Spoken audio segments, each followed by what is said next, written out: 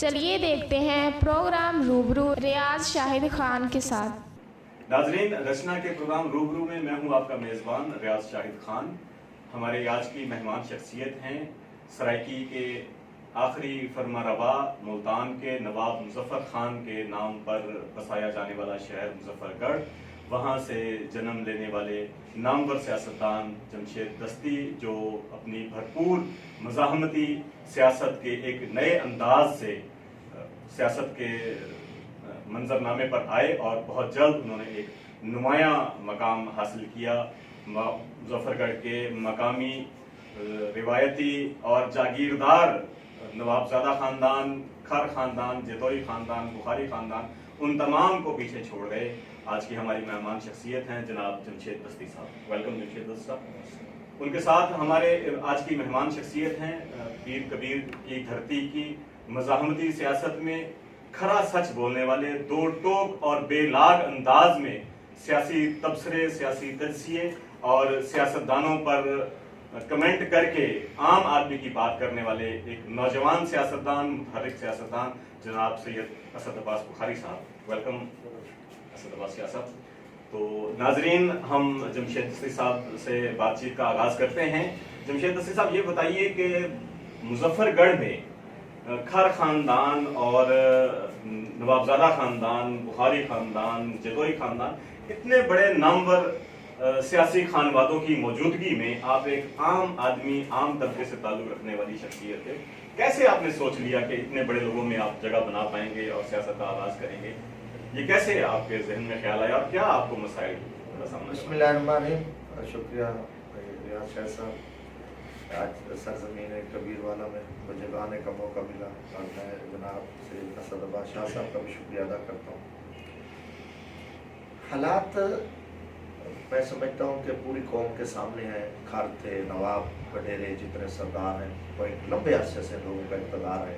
اگر ان لوگوں نے کچھ کیا ہوتا عوام کے لیے، غریبوں کے لیے، کسانوں کے لیے، ملک کے لیے، تو ہو سکتا ہے کہ جمشید دستی جیسا ایک مزدور، ایک بیلدار ہاری کا بیٹا اس سیاست میں نہ تھا، اس گند میں نہ تھا۔ حالات ایسے بنے، میرا کوئی سیاسی استاد نہیں ہے، حالات ہی تھے، غربت، بے روزگاری، تنگ نظری۔ پھر اللہ نے سوچ دی کہ یہ جو ہمارے نمائندے ہیں، جو ایک سالہ سال سے اس ملک پہ قابض ہیں، ان کی کیا ذمہ داری ہے؟ ان کی ذمہ داریاں تھی تعلیم، روزگار، خدمت، سیاست خدمت ہے، نوکری ہے، اور لوگوں کو روزگار دینا، امن دینا۔ یہ سارا الٹ تھا۔ جب الٹ تھا تو الحمدللہ میں پہلا قطرہ بنا، اور مجھے فخر ہے میں عام آدمی، آج صرف مظفر گڑھ میں کبیر والا نہیں بلکہ پورے پاکستان کے ہر غریب، ایک مزدور اور ہر کسان کی الحمدللہ آواز بنا اور اس ظلم کے خلاف نکلا۔ مجھے نہیں پتا میں نے MLA بنا ہے، اللہ کی ذات جانتی ہے، مگر میرا سچ کا سفر تھا۔ اللہ تعالیٰ نے مجھے ہمت دی، تکلیفیں آئیں، جیلیں آئیں، مقدمات بنے، بہت کچھ جھوٹے الزامات لگائے گئے، مگر اس میں اللہ کے فضل سے میں سرخر ہوا اور میں نے یہ سفر جاری رکھا۔ اور اس ملک کو، قوم کو آج وقت کی ضرورت ہے کہ عام آدمی اس ملک کا حکمران بنے، جس نے غربت دیکھی ہے، جس نے مسائل دیکھے۔ دیکھیں، لیڈر بنائے نہیں جاتے، لیڈر بنا کے مسلط نہیں کیے جاتے، لیڈر گلی محلے سے جاتے ہیں، مزدوری محنت کر کے جاتے ہیں، جن کو حالات کا پتہ ہوتا ہے۔ پاکستان میں جب سے بناوٹی لیڈر مسلط کیے گئے، آج قوم ذلیل ہو چکی ہے، ملک کا بھاری مر چکا ہے، کسان مر چکا ہے، مزدور بدحال ہے، ملک چورا چورا ہو چکا ہے۔ یہ بدقسمتی ہے۔ ہم جدوجہد کر رہے ہیں، عام آدمی کی آواز ہو، اللہ کرے گا انشاءاللہ۔ جی جمشید دستی صاحب، یہ سرائکی خطے کے لوگ معاشی بدحالی کا شکار ہیں، ایک طویل عرصے سے ان کا استحصال جاری ہے، جبکہ دیکھا یہ ہے ہم نے کہ پارلیمنٹ میں اور اس نظام میں اس بیلٹ کے بہت سارے لوگ پریزیڈنٹ آف پاکستان بھی منتخب ہوئے، وزیر اعظم پاکستان بھی منتخب ہوئے، گورنر پنجاب بھی منتخب ہوئے، وزیر اعلیٰ پنجاب، بنیادی جو کلیدی عہدے ہیں ان تمام عہدوں تک سرائکی خطے کے لوگ پہنچے۔ اس کے باوجود بھی استحصال کا نظام ویسے کا ویسے جاری رہا۔ کون ذمہ دار ہے اس کا؟ یہ ذمہ دار ہے، یہ مجرم ہے۔ تو پھر بھی لوگ ان کو ووٹ دے کر کیوں بھیجتے ہیں؟ یہ بدقسمت، یہ خوف ہے، تھانہ ہے، کیا لوگوں میں لوگوں ڈرایا ہوا ہے، پیسہ ہے، یرغمال بنایا ہوا ہے، یرغمال بنایا ہوا ہے، خوف ہے، اس لیے تو ہم لڑ رہے ہیں۔ آپ اسی نظام کو بدلنے کے لیے لوگوں کو آزاد کریں، ان چوروں، ان ٹھگوں، ان منافقوں کے، ان کے مکروہ چہرے بے نقاب کریں کہ اتنے بڑے عہدوں کے بعد ہماری غربت ختم ہوئی، بے روزگاری، مسائل بڑے، اس کی وجہ یہ ڈاکو ہیں۔ یہ نہیں چاہ رہے کہ یہ لوگ ترقی کریں، غریب کا بچہ پڑھ لے کے آفیسر بنے، نوکری کرے۔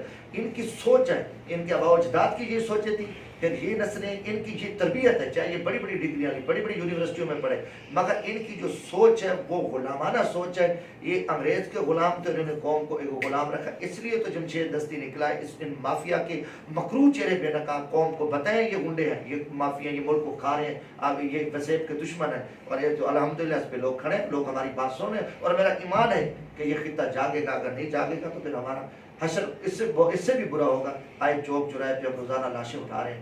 کون سا ظلم ہے جو اس طرح کی وسیع پہ نہیں؟ کون سا ظلم ہے؟ آپ لوگوں کو جگانے کی بات کر رہے ہیں اور لوگوں کو اویئرنیس دے رہے ہیں. آپ کیا سمجھتے ہیں کہ لوگوں میں تبدیلی کا جو ایلیمنٹ ہے وہ صوبہ بننے میں ہے یا عام آدمی کا پارلیمنٹ جانے میں ہے؟ دیکھو یہ انشاءاللہ عام آدمی پارلیمنٹ میں بھی جائے اور لوگوں کو پہلی چیز ہے بنیادی ضروریات ملیں اور وقت کی ضرورت ہے. آپ دیکھیں 11.5 کروڑ آبادی ہے پنجاب کی. آج یہ جو دیکھو نا لوگ کہتے ہیں یہ علاقہ پرستی پھیل رہی ہے، گالم گلوچ ہوتا ہے، نفرتیں پھیلتی ہیں. اس کی وجہ ہے کہ لاہور کے پاس سب کچھ ہے، تخت لاہور میں سب کچھ. اور یہاں کے بھی جو جتنے وڈیرے گئے سردار نواب کے وہ بھی تخت لاہور کے غلام تھے.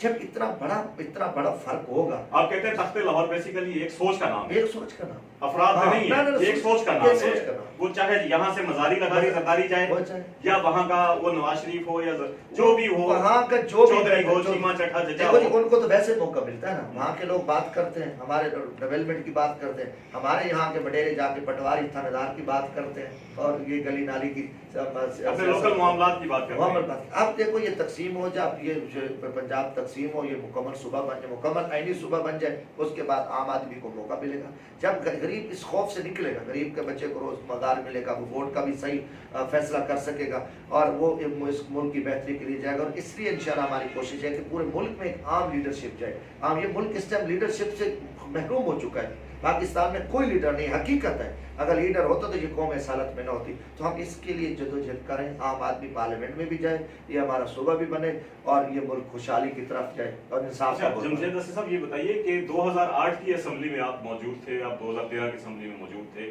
آپ نے اس وقت صوبے کی آواز کیوں نہیں اٹھائی؟ عام طور پر دیکھا یہ چاہتا ہے کہ جب پولیٹیشین پارلیمنٹ سے باہر آتا ہے تو اس کے دل میں قوم کا درد جاگ اٹھتا ہے. کیا اس کو یہ سمجھا جائے کہ اب آپ پارلیمنٹ میں نہیں ہیں تو آپ استحصالی نظام کے خلاف جدوجہد کے حوالے سے سامنے آ گئے ہیں؟ جب آپ پارلیمنٹ میں نہیں، پارلیمنٹ میں تھے 8 کی اسمبلی میں، 13 کی اسمبلی میں، تب آپ نے کوئی وائس ریز نہیں کی. بڑی خوشی کی بات ہے کہ آپ نے یہ سوال کیا اور میں اس کو، بلکہ آپ کو بھی میں اس پہ اعتماد میں لوں اور پوری قوم کو جو لوگ یہ پروگرام ہمارا دیکھ رہے ہیں یا دیکھیں گے. میں پہلا رکن اسمبلی تھا پیپلز پارٹی سے منتخب ہو کہ میں پہلے دن سمجھو مجھے چند دن گزرے میں نے کالا باغ ڈیم کی بات کے سمجھی اور مجھے شوکاز نوٹس مل گیا یہ بھی کالا باغ پارٹی اور میں نے شوکاز نوٹس وہ پھاڑ دیا. پھر میں پہلا رکن اسمبلی تھا جس نے علیحدہ سرے کی صبح کی بات کی 8 میں، پھر میں نے 9 میں بات کی، پھر میں نے 10 میں بات کی، پھر میں نے 11 میں بات کی. 12 میں جب آصف علی سید یوسف اللہ گیلانی کے خلاف سپریم کورٹ کا کیس آیا، پہلے وہ نہیں مان رہا تھا. اس ٹائم وہ مانا کہ جب اس کے خلاف اسمبلی میں مسلم لیگ نون کے لوگوں نے نعرہ لگایا، انہوں نے کہا صوبہ بننا چاہیے. ایک کمیشن بن گیا، اس کمیشن کا بھی میں نے بات کی اور یہ بل بھی جو ہے نا میری طرف سے آیا تھا، جو کہ بدقسمتی کہ پیپلز پارٹی نے آخری وقت میں یہ سوچ رکھی وہ نہ بنا سکے، ان کو بنانا چاہیے تھا. پہلے دن سے یہ گیلانی صاحب یہ سارے مخالف تھے، مگر میں پہلی دفعہ اسمبلی میں کیا اور عام آدمی اور یقیناً کہ ملک کی تاریخ میں ایک مزدور کا بیٹا وہاں پہنچا اور آپ میری چیزیں ساری، کیونکہ اسمبلی کی کارروائی ریکارڈ بھی ہے، میں آپ کو ریکارڈ کی بات کر رہا ہوں. پھر 13 میں آیا، اس پہ بھی ہم نے بل دیا 13 میں. اب اس کے بعد ہم چلتے ہیں 18 تک. ہم نے ہر جگہ پہ اسمبلی کی ہر اس پہ میں نے توجہ دلا نوٹس پہ. اس کے بعد ہم نے جو مین چیز بل تھا اس کو بل کو بھی مسترد کیا گیا کہ جی نہیں ضرورت ہے، ہم نے اس کو نہیں کرتے. تو جو میرا فریضہ تھا الحمدللہ میں اکیلے ہوتے ہوئے میں نے یہ جدوجہد کیا. آج مجھے شکر ہے، اگر میں وہاں نہ کی ہوتی تو آج مجھے شرمندگی اٹھانا پڑتی کہ آج بھی ٹھیک ہے جی میں اسمبلی سے باہر بیٹھا ہوں اور آج میں یہ ایک ڈرامہ چارہ نہیں. الحمدللہ میں فخر سے کہتا ہوں کہ میں پہلے دن سے اس پہ ڈٹا ہوا. گریجولی آپ آواز اٹھاتے رہے، آن دی ریکارڈ سارا کچھ اسمبلی کا ریکارڈ ہے، آپ نیٹ پہ دیکھیں کہ اس پہ کب سے. اور اس کو جو کمیشن بنا اس پہ جو فرت اللہ بابر اس کے چیئرمین تھے اس میں میں ممبر، اس میں بھی میں ممبر تھا. جی بہت شکریہ. جی سید اسد عباس شاہ بخاری صاحب، میر مرتضیٰ بھٹو شہید سے لے کر مسلم لیگ نون، پیپلز پارٹی اور مقامی دھڑوں کی سیاست سے کے تمام مراحل سے گزرتے ہوئے آپ نے ہمیشہ سچے اور کھرے پولیٹیکل ورکر کا کردار نبھایا ہے اور بڑی خوبصورتی کے ساتھ آپ نے عام آدمی کی بات کی ہے. اب آپ सूबे की तहरीक के हवाले से एक नए पॉलिटिकल सफ़र का आगाज़ कर रहे हैं, आप क्या महसूस करते हैं कि क्या आप इस्तेहसाली निज़ाम में दोबारा से ये जो मुरव्वजा तबकात अक्टोपस की तरह जिन्होंने जाल फैलाया हुआ है उसको उखाड़ने में कामयाब हो पाएंगे? बिस्मिल्लाहिर्रहमानिर्रहीम। सबसे पहले तो रियाज खान साहब आपका और आपके पूरे चैनल टीम का मैं बड़ा शुक्रगुजार हूँ, और मेरे लिए सबसे बड़ा एजाज़ है कि मैं अपने कायद जमशेद दस्ती के साथ आज बैठा हूँ। मेरी तो इतनी हैसियत नहीं है, मैं एक वर्कर हूँ, लेकिन किबला मैं आपको बताऊँ कि जिस कड़ी पे हम इकट्ठे हुए हैं, जिस एक निकाती एजेंडे पे मैं जमशेद दस्ती साहब के साथ इकट्ठा हुआ हूँ, इन्होंने मुझे रब्ता नहीं किया। मैंने 92 से अब तक जितनी भी सियासी सफ़र किया है, मैंने देखा है कि मैं बतौर वर्कर इस्तेमाल हुआ हूँ और हम लोगों के लिए कोई काम कर नहीं सके। चाहे हमने MNA बनाया, MPA बनाया, खुद इलेक्शन लड़ा, मुझे अल्लाह ने इज़्ज़त नहीं दी, लेकिन फिर मैंने सोचा कि इतनी बड़ी पार्टियों के बावजूद ये लोग जब इक़्तिदार में नहीं होते, ये नारा हर उस इशू का लगाते हैं जो अवाम की चाहत होती है, लेकिन जब इक़्तिदार में होते हैं कुछ नहीं होता। मैंने फिर सोचा कि जमशेद दस्ती वो वाहिद लीडर है जिसको एक रेडी वाला सुनता है, उसकी बात पे डॉक्टर जितना अमल करता है। फिर मैंने देखा एक फड़िए वाला जमशेद दस्ती की बात सुनता है, और उसके मुकाबले में फिर ये नहीं कि जमशेद दस्ती अवाम में जब जाएगा उस लेवल का लीडर बन जाता है, जब बाहर जाएगा नहीं। इसको मैंने तकरीबन 3 माह से देखा है। सादगी की वजह से हमने इस नकाती एजेंडे पे पहुंचे हैं कि देखें, बात सुने, जनूबी पंजाब पाकिस्तान का सबसे बड़ा अगर सूबा तकसीम किया जाए तो रेवेन्यू के हिसाब से जनूबी पंजाब और उसकी सबसे बड़ी तहसील कबीर वाला है, जहां हमने आज सूबे की तहरीक के लिए हम शुरू हुए हैं। इस वक्त जो सबसे बड़ा इशू है, 54 MNAs अगर असम्बली में बैठे हैं जनूबी पंजाब के या पंजाब के, वो सब जब थे अपोजिशन में वो सूबे की बात करते थे। अब क्योंकि वो अपनी पार्टी के पाबंद हैं, वो सूबे की बात नहीं करते। मैंने जमशेद दस्ती साहब से जिस मौजू पे मैंने इनसे बात की, और मैं ये चाहता हूँ कि अगर 3 साल जमशेद दस्ती इक़्तिदार में नहीं आ सकता तो हम जनूबी पंजाब के लोगों में अवेयरनेस लेके आए कि ये तेरा राइट था, ये तुझे मिलना था, जो नहीं मिला। अगर हम एक तहरीक ऐसी चलाएं जिससे ये मजबूर होकर हमसे कम से कम बात कर ले। अगर KPK, दस्ती साहब को बेहतर पता है, उस वक्त असम्बली में थे, KPK एक ऑर्डिनेंस से सूबा बन सकता है तो जनूबी पंजाब का सूबा तकसीम होके, वो तो नाम की तब्दीली है, नाम की तब्दीली से अगर इंतजाम, अगर ये सूबा जनूबी पंजाब इंतजामी बुनियादों पर फौरी तौर पर डिक्लेयर कर दे तो PTI के जिम्मे सराइकी चाहते ना कख रहे वैसे, वरना PTI पीपल्स पार्टी और नून लीग में जनूबी पंजाब के लिए कोई गुंजाइश नहीं है। और अगर गुंजाइश है तो जनूबी पंजाब के लोग निकलेंगे, जनूबी पंजाब की क़यादत निकलेगी। कुरैशी, गिलानी, लगारी, मिजारी ये सब बिक चुके हैं, ये सब अपनी अपनी तनख्वाह पे काम कर चुके हैं। अब जमशेद दस्ती जैसे लोग हर तहसील में पैदा होंगे, वर्कर क्लास आगे आएगी जिसको पता होगा। और भुट्टो वाला वियन लेकर तकरीबन ये आम आदमी के लिए जमशेद दस्ती साहब निकले हैं। मैं बगैर जिस तरह कहते हैं अनकंडीशनल इनके साथ खड़ा हूँ। हर तहसील, हर जिले पे हम जाएंगे और बात करेंगे कि जनूबी पंजाब वक्त की और सराइकी सूबा वक्त की जरूरत है, हमें अपना सूबा लेना है। बाकी ये तहरीक असद अब्बास बुखारी शाह साहब अवामी राज पार्टी के परचम तले आप कंटिन्यू करेंगे? देखें, इसमें जरूरी और नहीं। दूसरी बात ये कि क्या आपने अवामी राज पार्टी को ज्वाइन कर लिया है? देखिए, मैं अवामी राज पार्टी का बहुत ज्यादा एहतराम है। अवामी राज पार्टी है जमशेद दस्ती माइंडसेट, मेरी बात जरा समझें। अगर मैं अवामी राज पार्टी में शामिल नहीं भी होता तो मैं अवामी राज पार्टी का हर वो बंदा हिस्सा है जो गरीब तबके से आगे आना चाहता है, अपने बच्चों के हक के लिए निकलना चाहता है।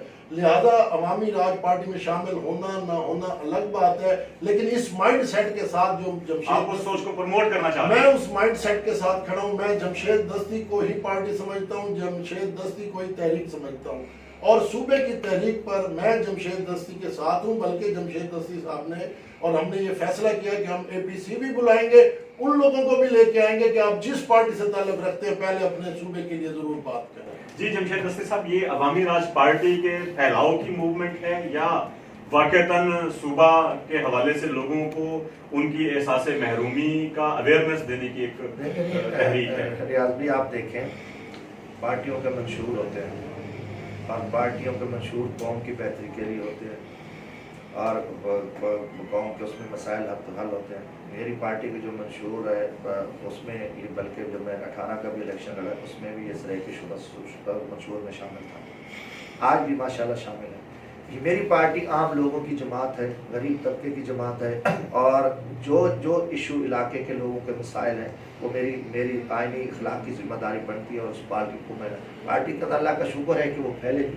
جب لوگوں کے دیکھو نا صبح بن جائے گا تو پارٹی کو بھی تو کریڈٹ جاتا ہے نا، ہماری جدوجہد کو بھی تو کریڈٹ جاتا ہے نا. جب بڑی بڑی پارٹیوں نے کچھ نہیں کیا ان میں تو اس پہ چیز ہے. یہ پارٹی آگے آئے گی انشاءاللہ، یہ صبح بھی بنے گا. اور یہ انشاءاللہ اس ملک میں جتنا مافیا بیٹھا ہے، قبضہ گروہ بیٹھا ہے، ہم اس کو ان کی جان چھڑا کے ہم عام لوگوں کو پارلیمنٹ تک لے کے آئیں گے. اور انشاءاللہ تعالیٰ اللہ کے فضل سے ہم اس پہ نچلی سطح پہ ہم اپنی جدوجہد کر رہے ہیں. جی بہت شکریہ. ناظرین، سرائکی خطے کا احساس محرومی دور کرنے کے لیے اور لوگوں میں جو پھیلا ہوا احساس محرومی ہے اس میں ان کو شعوری طور پر احساس دلا کر اپنے صوبے کے حصول کی منزل تک پہنچانے کے لیے عوامی راج پارٹی کے پرچم تلے جمشید دستی نے اپنی تحریک کا آغاز کر دیا ہے. اور ان کے ساتھ متحرک نوجوان سیاسی کارکن سید اسد عباس بخاری شاہ صاحب نے بھی ان کا دست و بازو بننے کا اعلان کر دیا ہے. یہ کہتے ہیں کہ یہ جو تخت لاہور ہے یہ بنیادی طور پر ایک سوچ کا نام ہے، ایک مائنڈ سیٹ کا نام ہے، ایک استحصالی نظام کا نام ہے. اس کے مقابلے میں عوامی راج پارٹی بھی ایک شعوری سوچ کا نام ہے، ایک مائنڈ سیٹ کا نام ہے. اور وہ مائنڈ سیٹ شعوری سوچ یہ ہے کہ عام آدمی جب تک سیاسی نظام میں باوقار طریقے سے اپنا حصہ وصول کرتے ہوئے پارلیمنٹ تک اپنے عام آدمی کو پہنچانے میں اپنا کردار ادا نہیں کرے گا، تب تک نہ کوئی تبدیلی آئے گی، نہ ہی سرائکی خطے کا احساس محرومی دور ہوگا. اور اس سوچ کو لے کر جمشید دستی، اسد عباس شاہ بخاری اپنے ہزاروں لوگوں کے قافلے کے ساتھ میدان عمل میں اتر چکے ہیں. اور ہم امید کرتے ہیں کہ سرائکی خطے کے نوجوان ان کی آواز پر لبیک کہتے ہوئے اس تحریک کا حصہ بنیں گے، تاکہ آنے والے دنوں میں یہ منظرنامہ ہم بھی دیکھ سکیں، آپ بھی دیکھ سکیں کہ سرائکی خطے کے لوگوں نے یہاں کے روایتی جاگیرداروں، سرمایہ داروں سے، لغاریوں، زرداریوں، مزاریوں اور قریشیوں سے جان چھڑاتے ہوئے عام آدمی کے حقوق کے لیے آواز بلند کی ہے. ہمارے ساتھ رہیے گا. بہت شکریہ.